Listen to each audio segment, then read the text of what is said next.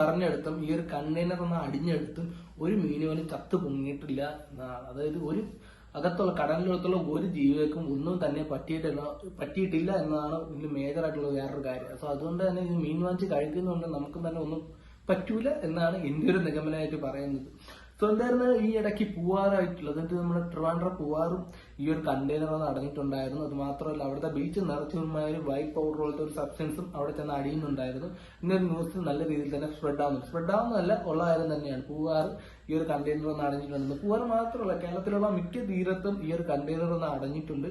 So ഇത് കേരളത്തിലുള്ള ആൾക്കാർ തന്നെ ഈ കണ്ടെയ്നർ എടുത്ത് പോവുകയും ഇത് കൈകൊണ്ട് തൊടുകയൊക്കെ ചെയ്തിട്ടുണ്ടായിരുന്നു. സോ അവർക്ക് എത്ര പറഞ്ഞാലും മനസ്സിലാവില്ല ഇതിന്റെ ഒരു ആഘാതം എന്ന് പറയുന്നത്. സോ എന്തായിരുന്നാലും MSC എന്ന് പറയുന്ന വലിയൊരു ചരക്ക് കമ്പനിയുടെ കപ്പലാണ്. അതായത് ആ ഒരു കപ്പൽ ഏകദേശം 24 വർഷം പഴക്കമുള്ള കപ്പലാണ്.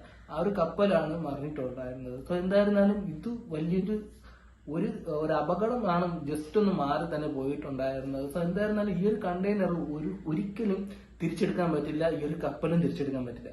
കാരണം വളരെ ചെലവേറിയ ഒരു പരിപാടിയാണ്. അതായത് എന്താ പറയാ, ഇത്രയും വലിയൊരു മെമ്മറി ആയിട്ട് നമ്മൾ ടൈറ്റാനിക് കപ്പൽ ഈ 2025 എടുക്കാൻ പറ്റിയില്ലെങ്കിൽ ഈ കപ്പൽ എങ്ങനെയാണ് എടുക്കാൻ പറ്റുന്നത്?